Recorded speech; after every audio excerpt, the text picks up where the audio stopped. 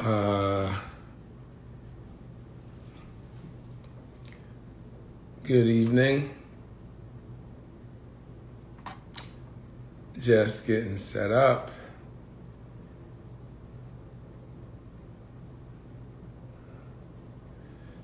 Trying to add somebody, a guest. Let's see if we can make that work.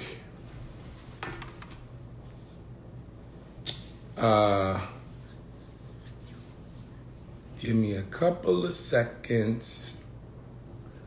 Trying to see if they pop up. If they join. Oh, there we go. I think I got it. All right. Instagram, I think. All right. How are you? Hi. I work. How are you? I don't know if I'm good. I don't know if it worked on the other Facebook or not. Let me look for you. Did you join the?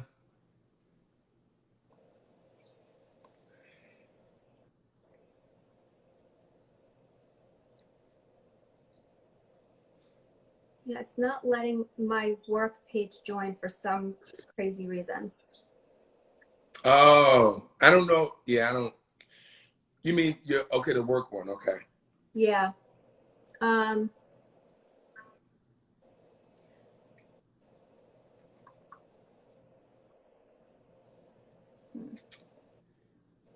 see.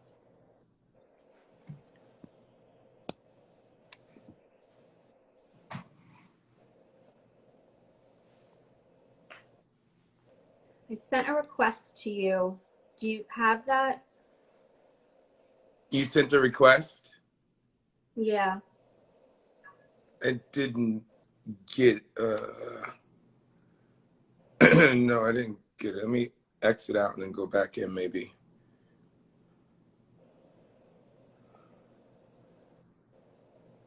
Not yet. We're trying to connect. So give me a minute, guys. We're trying to bring on a guest to the Facebook. And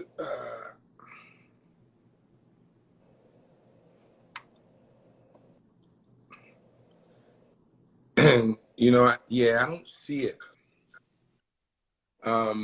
So maybe we can get started. They'll be able to hear on my end, and but they won't be able to see you on the Facebook unless we can figure out how to get you on. Can you hear me on this? Yep, I can hear you on this. Okay. Okay. All right. Well, all right, guys. Well, we're gonna get started. Just want to double check to make sure there's nothing that I missed.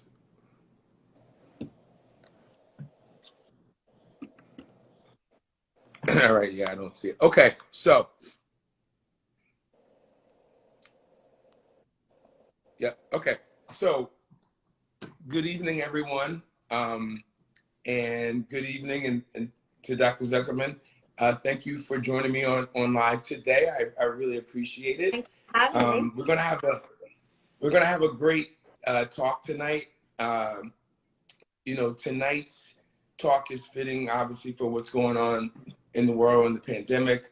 We're gonna be talking about COVID-19 and how, you know, it affected you this past year, particularly as it relates to your mental and physical well-being. And so Dr. Zuckerman is a psychologist, and she's going to help us talk more about this. If some of you guys were on my live before, we had this conversation before, so I wanted to bring a professional on to really go into it and delve into it a little bit more. So thank you again for coming on.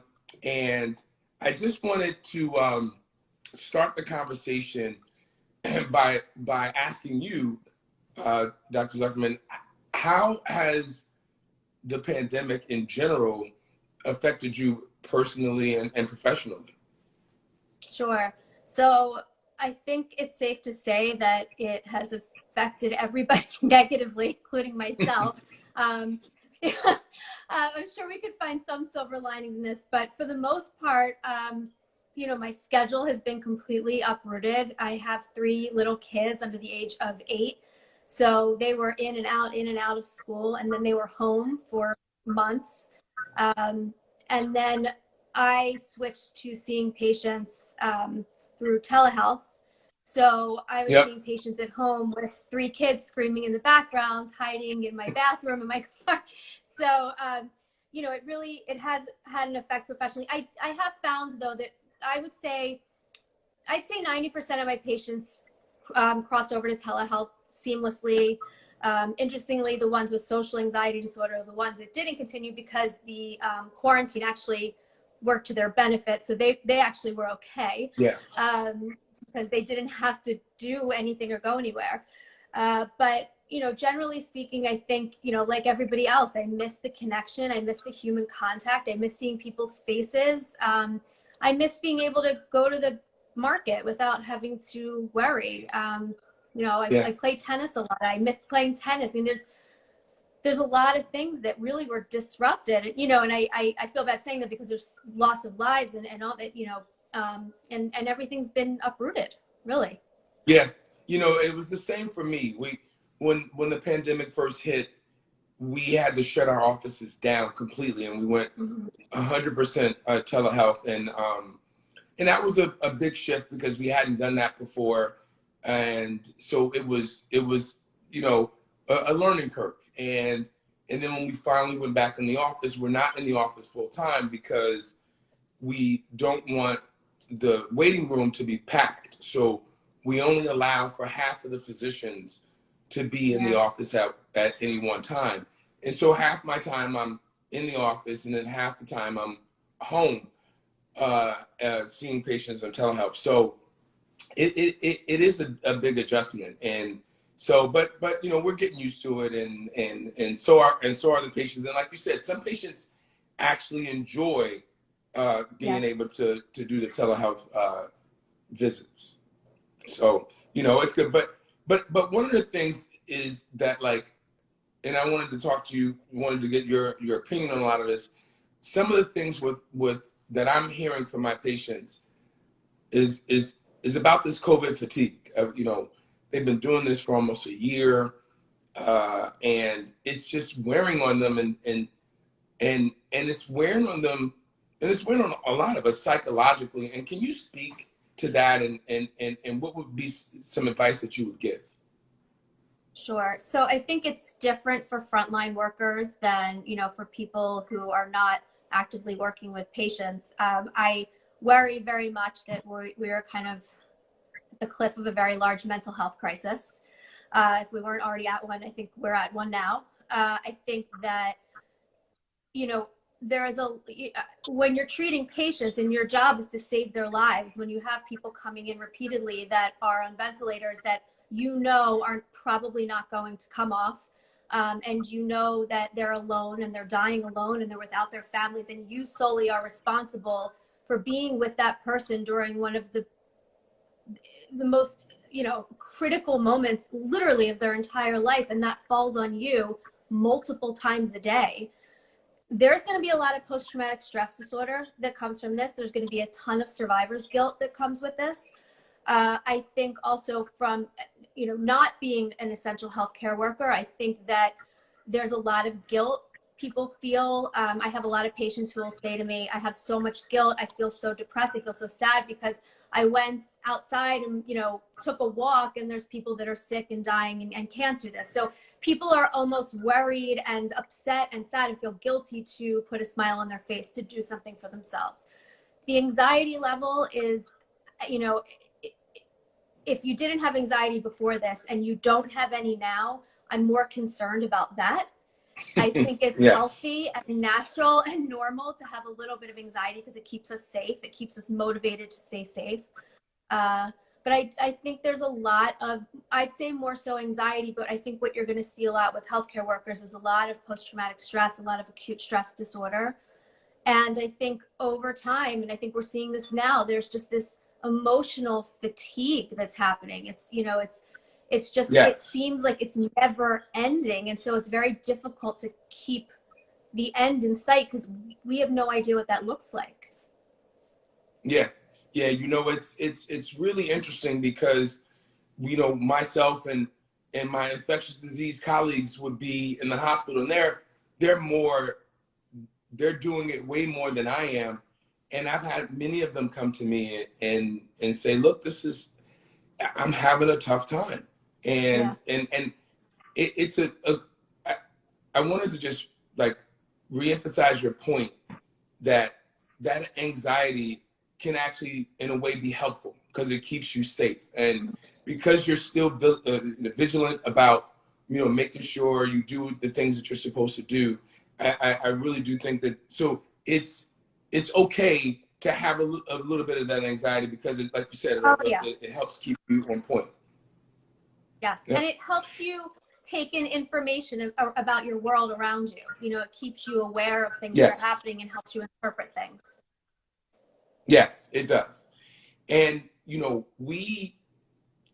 sometimes I think we also get, unfortunately, numb to certain things because I remember when the numbers were so low that I was like, oh my God, I can't imagine it getting to 70,000. And, we're already 370,000 plus. And, Yeah. I'm like, oh, 1,000 deaths a day. And now we're at 3,000 and 4,000 deaths a day.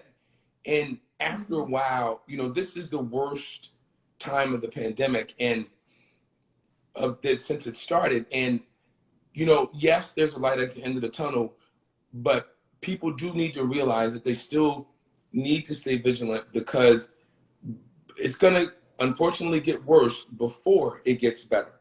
And we need to, and because there are therapeutics, there's vaccines, of course, we're going to talk a little bit about that.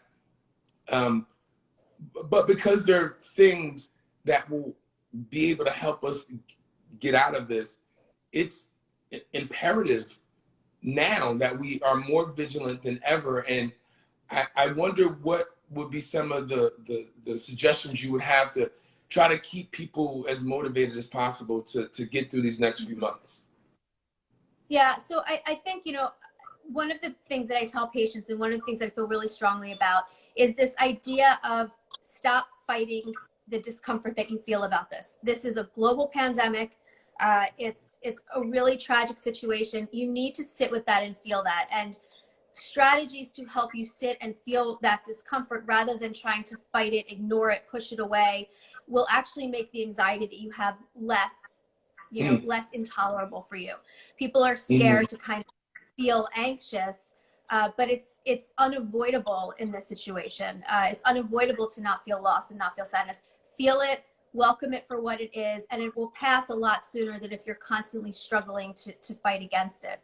I think the other thing that really helps people is your support system and your support network. And because we're limited in terms of our abilities to connect with people, of probably within the one of the events where you require that the most, because there's so much going on right now and you want to be able to connect and get that support, and yet we can't. So I tell people really, use social media for the connection aspect of things, video chat, Zoom, all of those things. It's so important to maintain that because it's very easy to go, a couple days, a couple weeks and realize you haven't connected with anybody. Because as you said, we're kind of numb to this disconnect right now. And as human beings, we seek out connection. So this really goes against who we are as human beings. Yeah, no, it is true. It's so true. Yeah, the other strategy that I do recommend, like simple things like your sleep hygiene. It's super important for your mental well-being, but also your physical health to make sure you have a very good, consistent sleep regimen. And, again, little things like eating healthy. I know it sounds cliche, but it really does affect you in terms of inflammation, and in terms of your mood, in terms of your sleep. So all of these things taken together can really help you kind of get through this, this time until hopefully it's past us. Yeah, I tell patients, all the time in the beginning, people, it threw off your routine, right? So everything was different. And I Yeah. think sometimes people felt like, okay, I'll get back on my routine once this is all over. Yeah. But it's still going on. It's been almost a year. And so, Yeah. I try to tell my patients, like, you need to find a new routine in this Yes. in this situation, in this pandemic, Yeah. because we still have several months before you're going to get back to any sense of normalcy. If So not you can't years. just, Yeah. yeah, and you can't just, well, I'm going to Yeah. sit on the couch and I'm going to do, like, you really need to, get your workout regime together. If you say you're going to do it at 1 o'clock, do it at 1 o'clock. Don't say, I could do Yes. it later. Like, really And get on a routine and a schedule. I think that is probably one of the key variables in maintaining your mood and maintaining your physical health is that structure, because as you know, the way the brain works, it likes to be able to predict what's next. It likes to be able to predict what Yeah. comes next, so it uses less cognitive effort and cognitive energy. So if we can kind of have a schedule, again, as simple as it sounds, it has big consequences. If we can avoid using as much cognitive effort as we can and just be able to predict what comes next, our anxiety is just naturally going to be lower, which again goes with blood pressure and heart, all of that stuff. So having a schedule is important. The other thing I recommend, and which I love that you said this, is our schedules have shifted so drastically.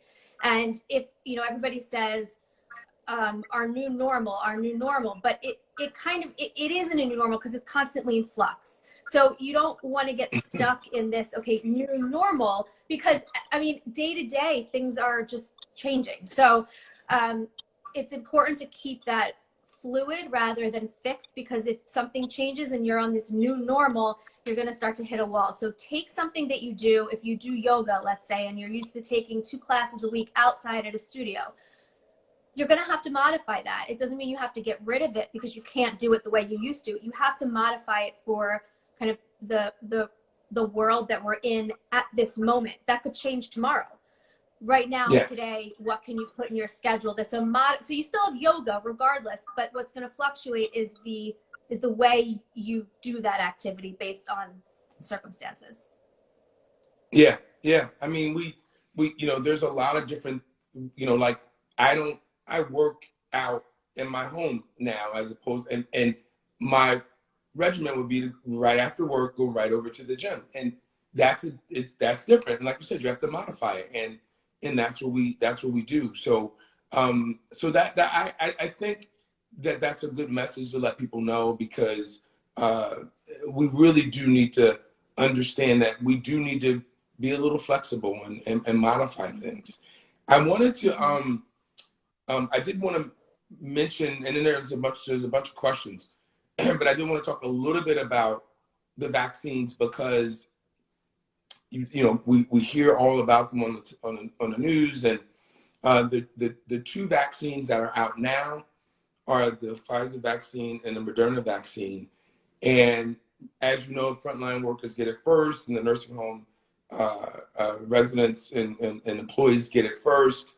And there's been, some people wonder about the vaccine and how quickly it was produced, but people need to understand this technology has been out here for over a decade, and they were able to sequence the spike protein, which is what we're targeting, and able to make a vaccine pretty quickly.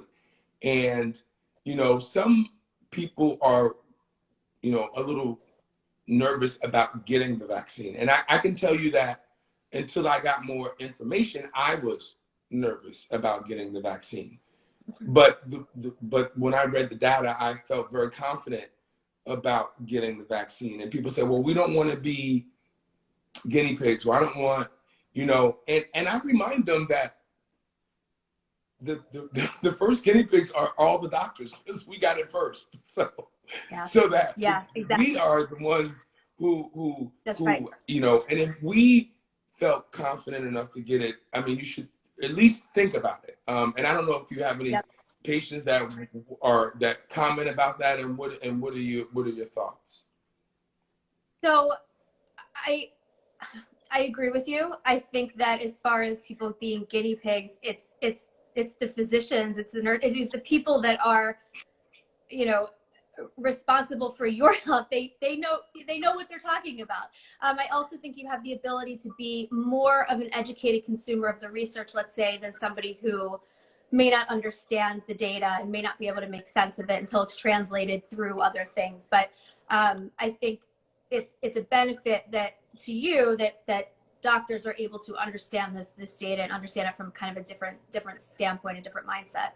I understand people's concerns about the vaccine. I get it. I think the climate right now is very, just in general, is very unsettling, and there's a lot of misinformation that's given about everything, lots of things. And so yeah, I get that people are hesitant to believe things that they're told, especially in this time. So I think it's important to validate people's fears. I think it's important to validate, even if you don't agree with them, but validate their concerns, validate their fears, answer their questions as best as you can. Give them as much, I think information is power with this. The more information they have, yes, I think the better of an informed decision they're gonna make. It's not gonna be opinion based. It'll be research and fact based. Exactly. And exactly.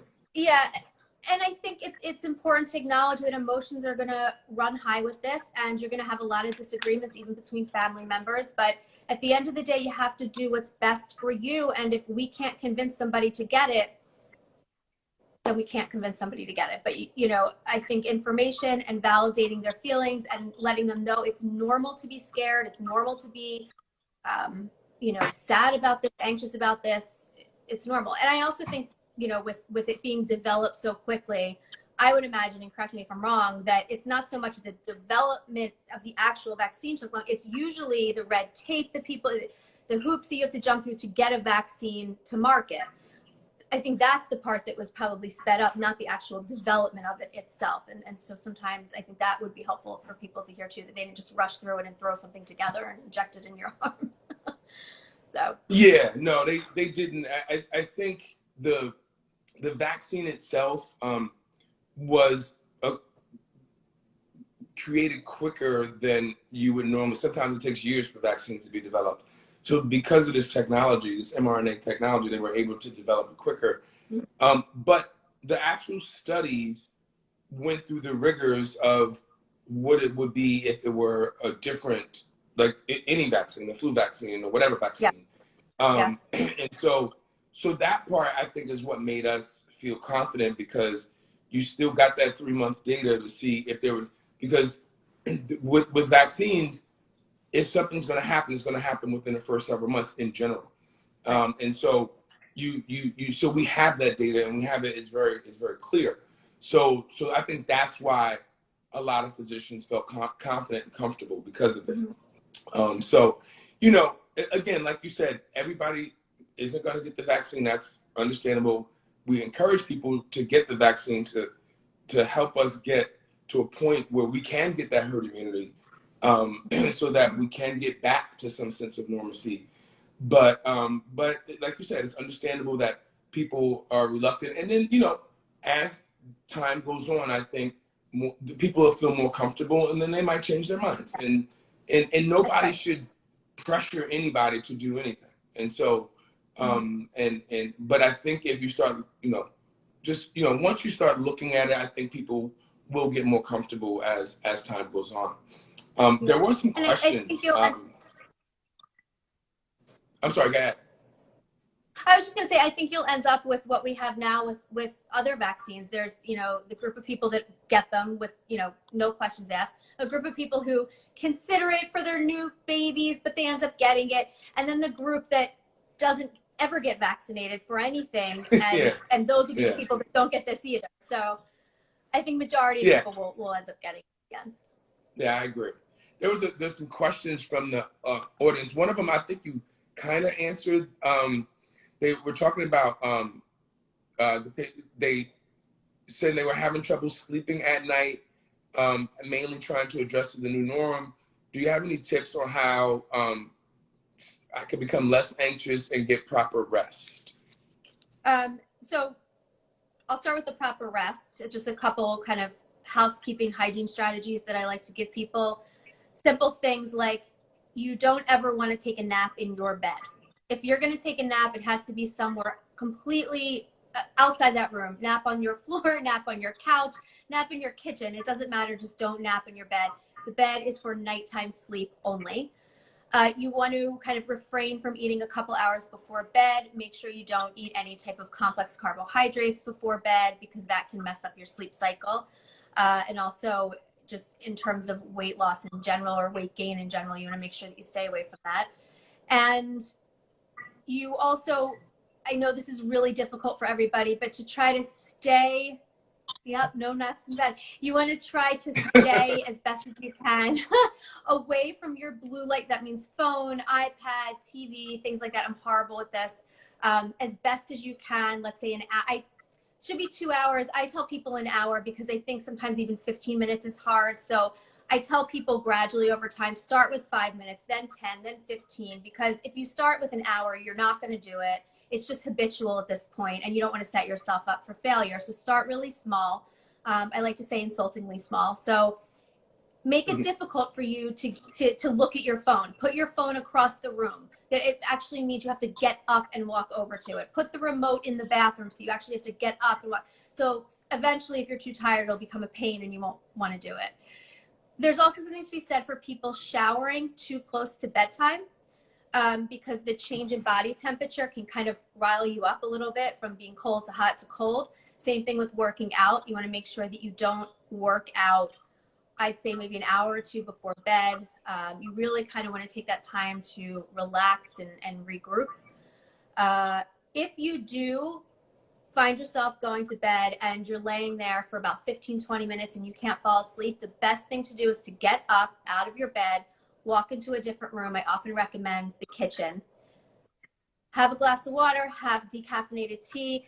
And the only thing I tell people that they should be doing is reading of some sort. Not on your iPad, not on your Kindle, but just reading something, listening to music, but nothing with blue light for about 10 minutes, then get back up and go in bed. And you want to continue that for every kind of 20 to 30 minutes you can't sleep, because you don't want to associate your nighttime sleep and your bed with this kind of anxious thinking and this kind of wakefulness.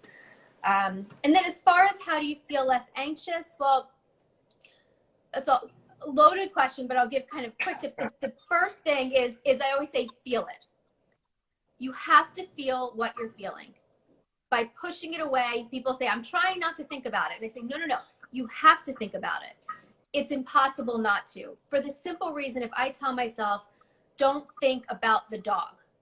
In order to tell myself not to think about the dog, cognitively, I'm actually saying the word dog in my brain. So I have to think about it in order to not say it.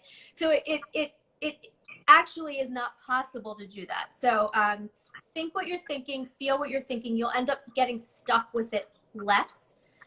And don't wait to do a behavior like your laundry, let's say it's piling up. Break it into insultingly small tasks. Just wash your white socks. And if that's too much, then just wash something that has less in it.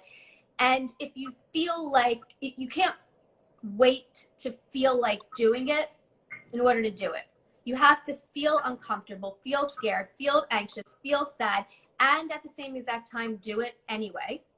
That's why you have to start small, because it's not about completing the task. It's about developing that sense of mastery and the likelihood that you'll be able to do it again. So it's very important. People say, I'll do it when I feel like it, or I'll do it when I'm less tired. You got to do it first, and then the mood and the behavior change as a result. Absolutely. That's great advice. I know we're getting late in the hour, and I did want to answer a couple of more questions that came up. One was, are there vaccines that are a single shot? And there are. The Johnson & Johnson vaccine is being developed. It's a single shot. So if that gets approved, that will be a single shot. And there'll be others as well. Someone asked, if you already had COVID-19, do you still need to get the vaccination? And the recommendations are yes, because we don't know how long your immunity will last. And so if you've had COVID-19, you still should, and we recommend that you still get the vaccine. And that answered that question already. All right. Well, this was great. Did you have any other final thoughts you wanted to say, Dr. Zuckerman? No, I just think, again, like I said in the very beginning, this is a very uncertain illness, uncertain course. You're going to be anxious. It is okay to not be okay. It's probably more normal than you realize. So just kind of not be okay, and that's okay. Yeah. And I think that is the take home message.